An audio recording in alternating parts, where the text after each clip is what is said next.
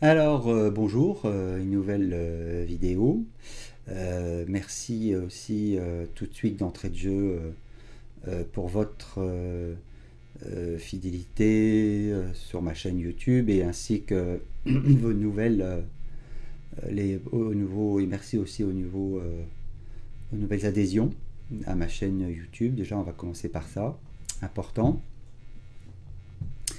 Voilà, cette nouvelle vidéo va porter sur l'écoute totale ou absolue. Alors, qu'est-ce que l'écoute totale ou absolue? Elle a une importance capitale dans la façon dont nous abordons notre quotidien et notre existence. Cette écoute absolue, en fait, revient à, d'une certaine manière, à accueillir les choses en soi telles qu'elles sont, sans chercher à à les refouler ou à les blâmer ou à les juger. Donc ça, c'est très important.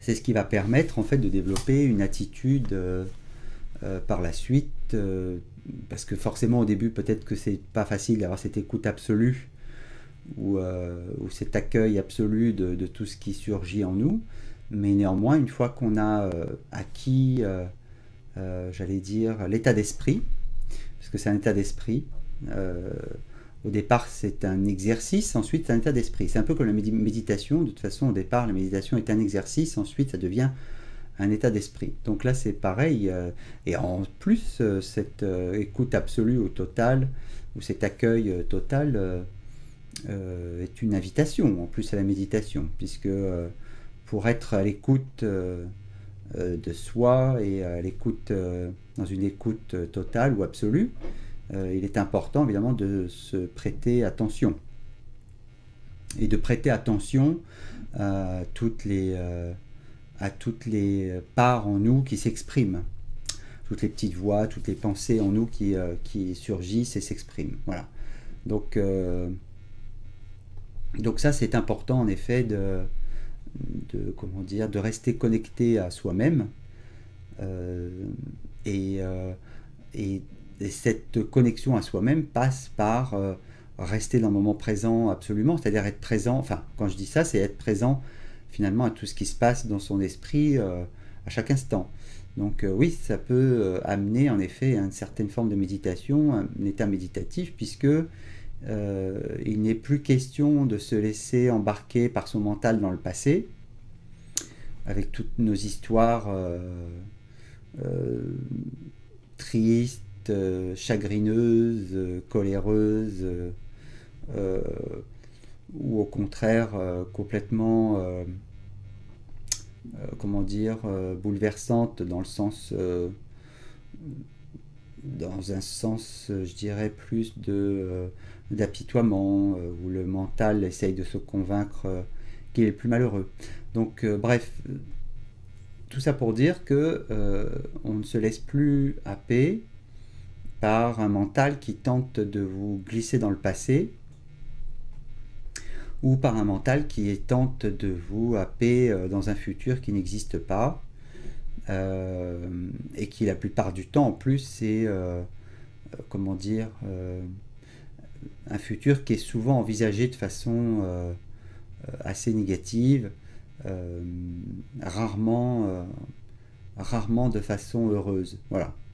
Donc finalement, l'écoute absolue ou l'écoute totale revient finalement à être très, très attentif, enfin d'une part très attentif à ce qui se passe en soi, dans notre mental, des activités mentales, et, mais consiste aussi à savoir accueillir comment dire, toutes les pensées qui sont en soi de manière totalement égale. C'est-à-dire, là encore, pas de jugement, juste savoir accueillir les choses et les pensées, les petites voix, les parts en nous comme elles viennent. Voilà. Et donc, c'est en les accueillant, en étant dans cette écoute totale, qu'en fait nous pouvons réellement à entamer un dialogue avec ces différentes parts en nous. Un dialogue qui n'est que possible dans ces conditions-là. S'il y a le moindre jugement qui est émis sur une peur ou comment dire, une peur ou une contrariété ou que sais-je encore, dès lors qu'il y a une voix qui s'exprime et qui se met à juger ce qui est ressenti ou qui se permet de juger la peur, en fait, il y a automatiquement une fermeture. On n'est plus en contact, avec comment dire, ce qui émerge en nous. Quelque chose d'autre a pris le relais en nous, une autre part de notre personnalité, de notre moi a pris le relais pour s'occuper en fait, pour s'occuper de la peur ou d'autres choses, pour essayer de reléguer ça, de le refouler en fait tout simplement. Et même le jugement finalement, même le jugement sur une peur ou sur une contrariété ou sur une appréhension, de toute façon bloque le processus comment dire, de dialogue et donc d'accueil total, puisque une partie en nous en fait s'est emparée de ce qui se passe pour trouver comment dire, une solution à ce qui semblait être un problème. Donc c'est pour ça qu'il est nécessaire d'être vigilant, de façon à pouvoir capter tout ce qui se passe en nous et ne pas se laisser embarquer par son mental qui lui essaye de trouver toujours des solutions à tout. C'est pas que le mental est quelque chose de mauvais en soi, c'est simplement que il est sans cesse à notre service et il tente sans arrêt de nous éviter de la souffrance. Et donc, avoir un jugement sur une peur ou sur une contrariété ou autre, c'est pour lui une façon de résoudre un problème qui se présente. Donc il le fait à sa manière, il essaye de régler des solutions à sa façon, et ce faisant, en fait, il y a souvent beaucoup plus tendance à refouler les choses finalement qu'à les gérer réellement. C'est une gestion, on va dire, pratique et rapide, mais qui ne porte pas ses fruits sur le temps. Mais au contraire, c'est peut-être même bien pire qu'autre chose. Donc l'écoute globale ou totale ou absolue consiste en effet à accueillir les choses telles qu'elles viennent. Donc même si à un moment donné vous êtes pris de court et que une partie en vous a, comment dire, a tenté de prendre le contrôle de la situation pour régler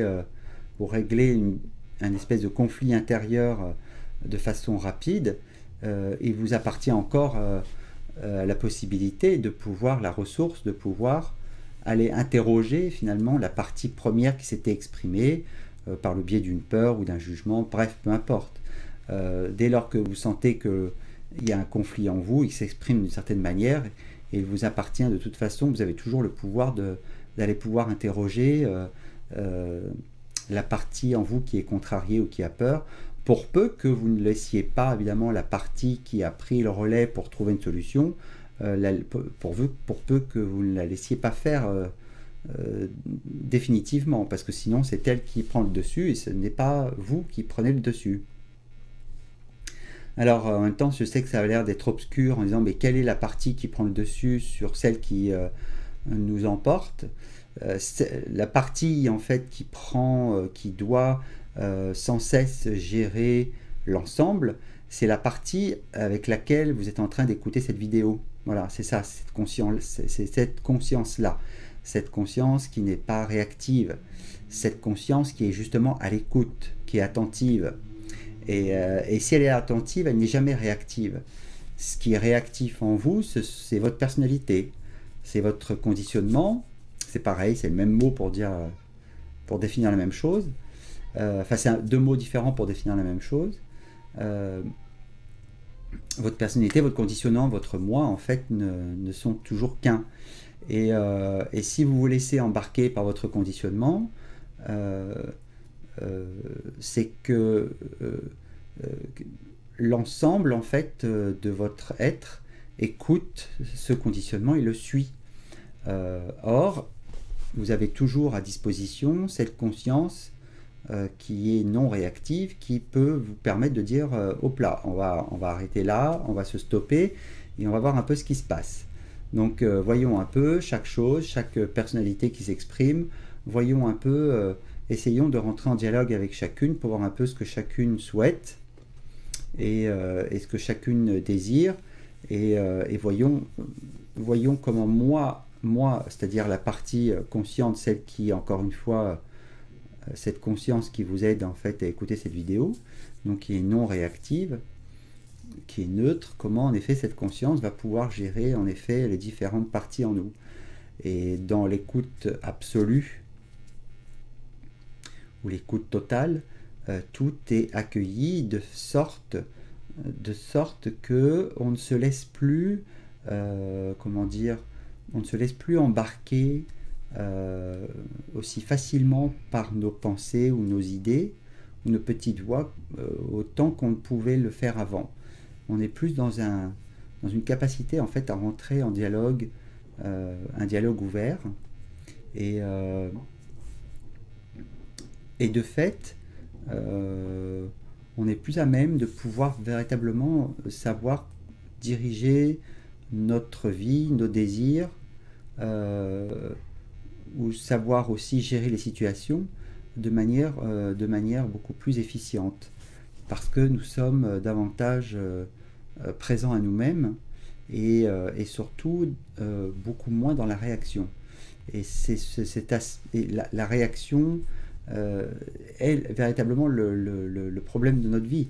C'est-à-dire que quand on répond aux situations ou aux relations dans notre vie et qu'on le fait de façon réactive, c'est foutu. C'est-à-dire qu'on est déjà embarqué par une petite voix qui est en train de vous convaincre que son point de vue, son opinion est la bonne et qu'elle a raison de procéder ainsi et donc de vous forcer quelque part, de vous inviter quelque part à vous comporter d'une certaine manière et à avoir certains propos. Parce qu'elle est en train de vous dire, c'est ça qu'il faut faire et j'ai raison. Seulement si c'est réactif, et souvent la réaction, comment dire, la réaction est souvent colorée de peur, hein, c'est-à-dire que là où il y a de la confiance, en général, il n'y a jamais de réaction. Il y a juste de l'action, c'est tout. Mais dès lors que la peur pointe son nez quelque part, et souvent elle le pointe partout, alors les peurs ensuite, ce sont les peurs de ne pas être aimé, peur d'être jugé, peur de ne pas être compris, peur d'être rejeté, peur... il y en a beaucoup en fait. Il y en a pas mal. Donc dès lors que... Enfin, je suis sûr que vous allez trouver les vôtres, mais dès lors qu'en effet la réaction s'empare de votre être et vous pousse à vous comporter d'une certaine manière et à avoir certains propos, comment dire, il est facile de repérer l'action de la réaction, car la réaction souvent est empreinte de beaucoup de peur. Voilà. Peur au singulier parce que c'est une grosse peur, ou peur au pluriel parce qu'il y en a plusieurs qui motivent votre comportement. Et donc dans l'exercice de l'accueil et l'écoute totale ou absolue, finalement ce processus est petit à petit désenclenché, c'est-à-dire qu'on perçoit en effet la partie en nous qui a peur avec les différentes parties qui commentent en disant mais tu devrais faire ci, tu devrais faire ça, et tu devrais réagir comme ça, et puis voilà. Et en définitive, on est plus à même de pouvoir regarder ça avec beaucoup plus de distance.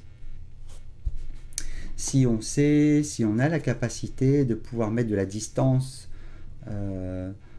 entre, je dirais, la conscience et nos réactions, ou tout du moins la conscience et la conscience de nos réactions, alors on est beaucoup plus à même de pouvoir davantage, j'allais dire, petit à petit être empreint de sagesse et pouvoir gérer les situations avec beaucoup plus de distance, de calme et donc forcément de maturité. Euh,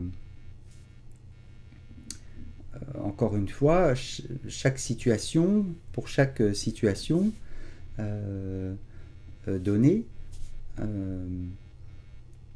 la, comment dire, la personnalité ou le mental ou comment dire, le conditionnement, c'est pareil, a déjà en fait des solutions toutes trouvées en fait à chaque situation pour chaque situation, puisqu'il fait déjà référence à ce qu'il a déjà vécu, à ce que vous avez déjà vécu quand vous étiez petit, et le mental en fait a emmagasiné tout ça. Et pour chaque situation qui lui semble similaire, il va aller chercher très très vite des solutions parce que lui, son idée c'est encore une fois éviter la contrariété, la souffrance, éviter la peur. Donc il essaye en fait de toujours, votre mental, votre personnalité, votre moi, essaye toujours de trouver des solutions d'évitement. Et ce qui n'est pas du tout une bonne chose. Puisque en fait ils essayent de régler un problème plutôt qu'une situation. Il essaye de régler un problème qui est comment dire, il essaye de donner une réponse à un problème extérieur. Il essaye de solutionner une situation X ou Y sans avoir appris en fait à comment gérer les choses de l'intérieur. Voilà. Donc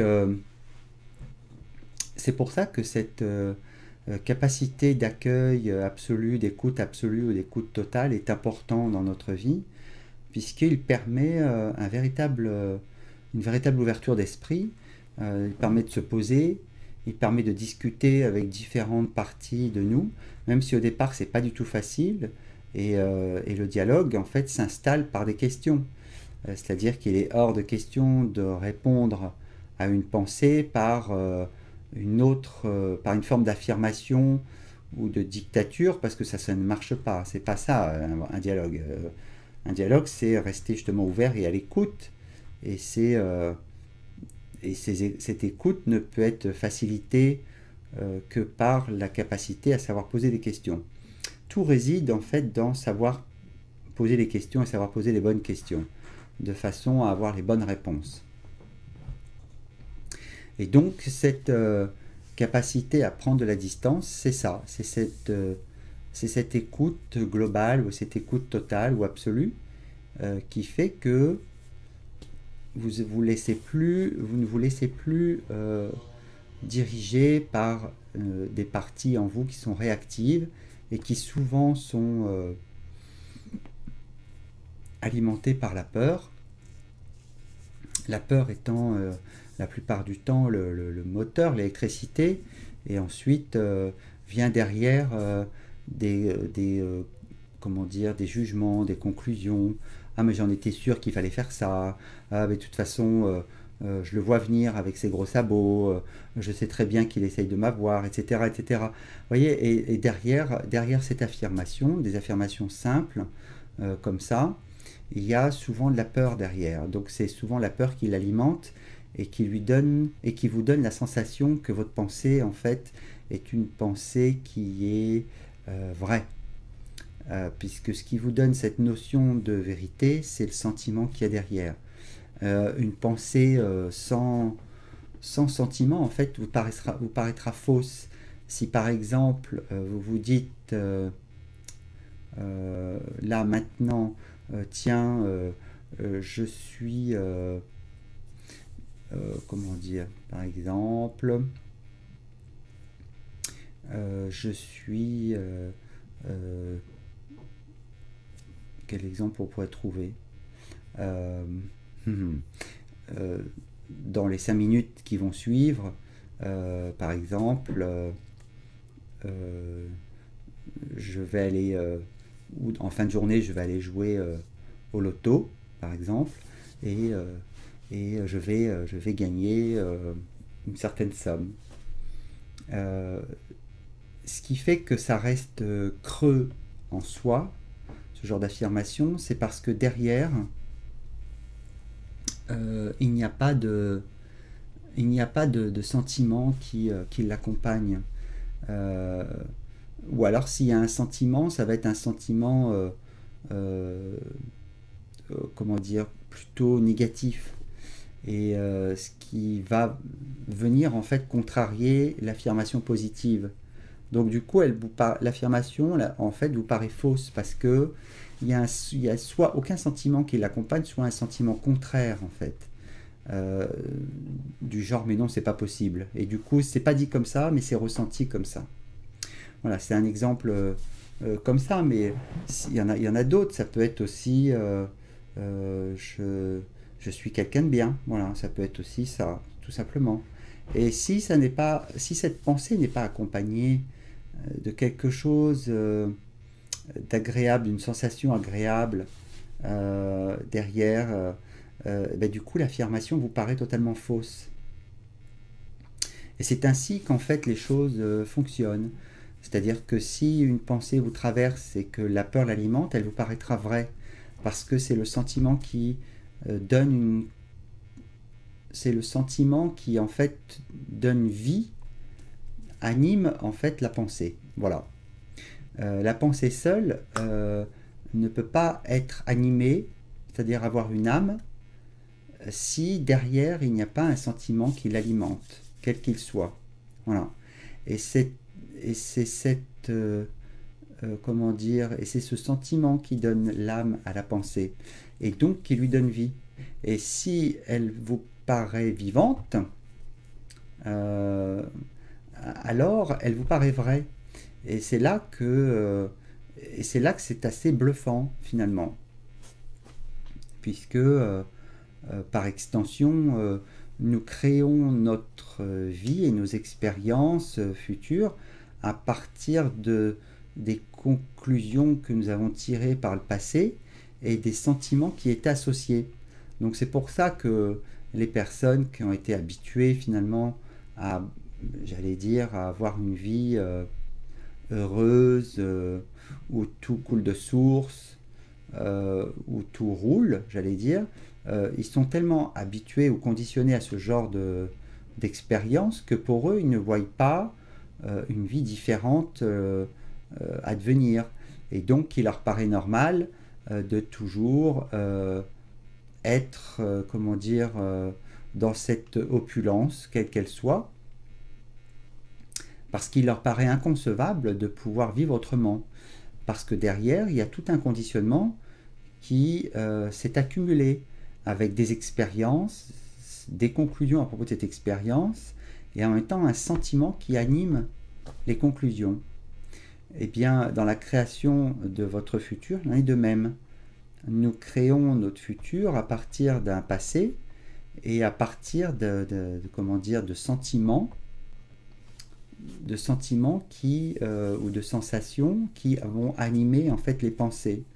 Si demain vous essayez de vous convaincre que demain vous aurez une vie meilleure, ce qui risque d'arriver, c'est de ne pas avoir de pensées comment dire, agréables, de sensations agréables qui suivent la pensée, voire même avoir une sensation ou comment dire, un sentiment comment dire, contraire à votre affirmation.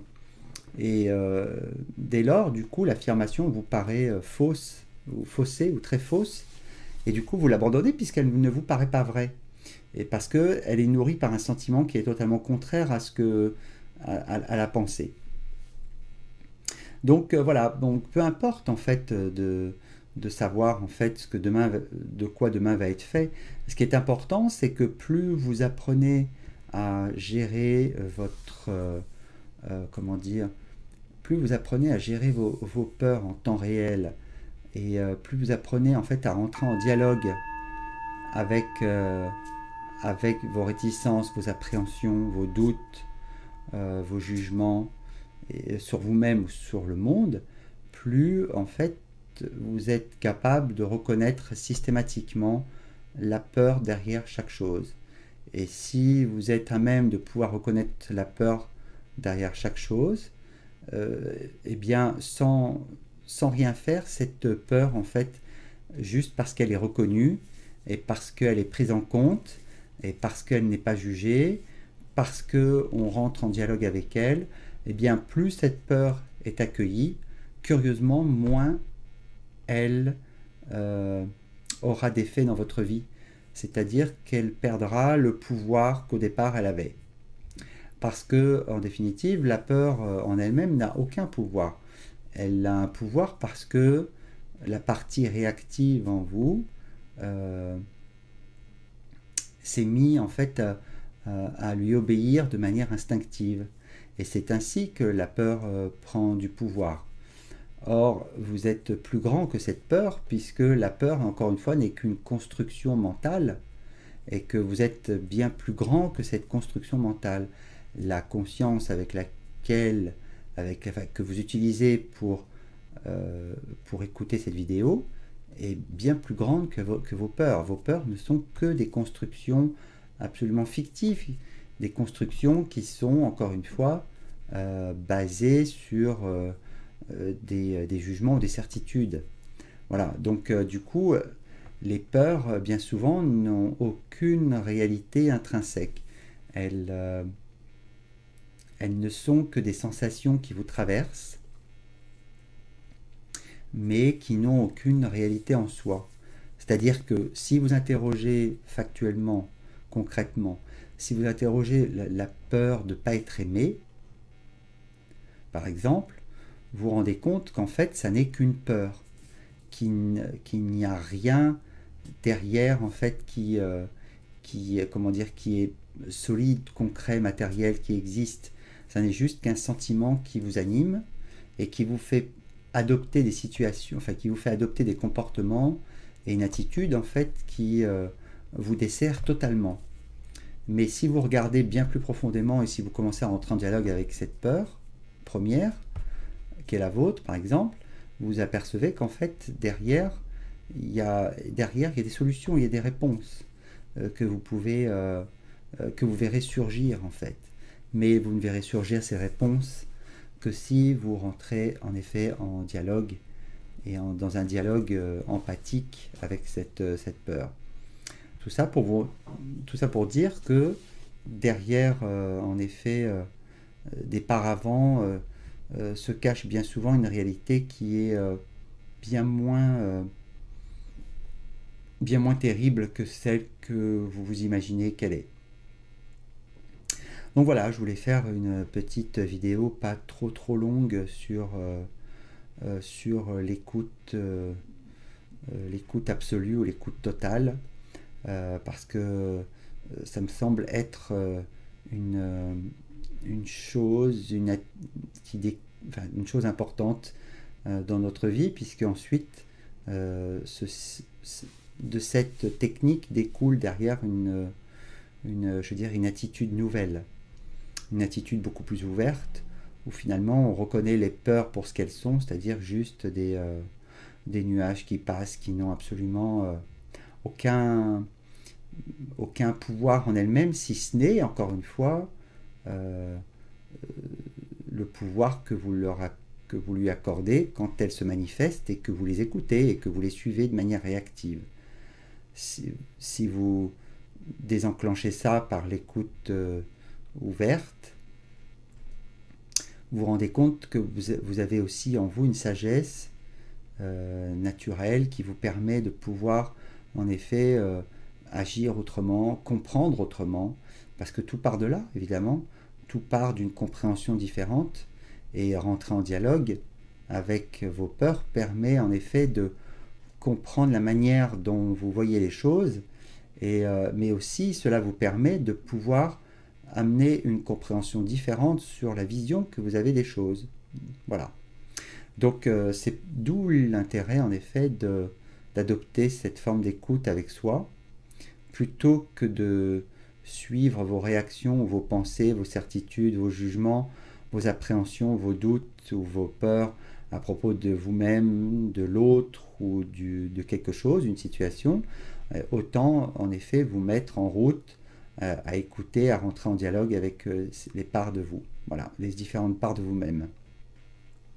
car je rappelle juste dans cette vidéo que le moi n'est pas quelque chose de monolithique. Le moi, je le dis et je le répète, est une assemblée générale constituée de beaucoup de différentes personnalités qui composent ce moi.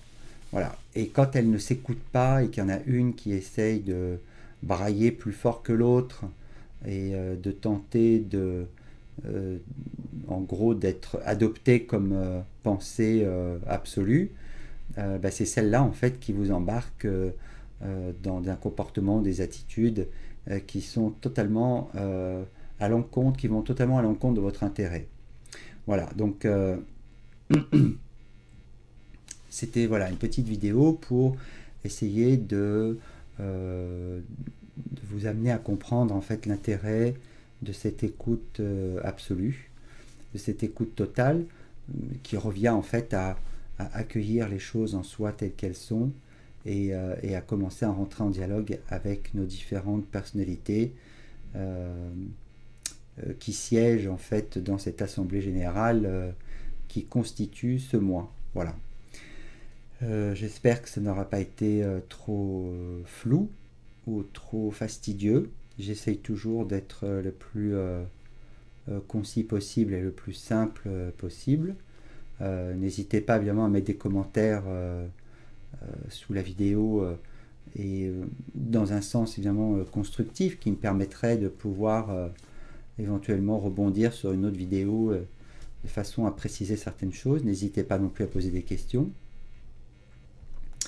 Voilà, et bien je vous remercie en tous les cas de votre écoute et de votre attention. Merci aussi de me suivre sur ma chaîne. Merci de vous abonner si ce n'était pas fait. Et puis rendez-vous pour une prochaine vidéo en espérant que vous pourrez me donner des idées pour la prochaine. Voilà. À ciao et surtout restez à l'écoute de toutes vos pensées et de toutes vos personnalités. Voilà. Au revoir.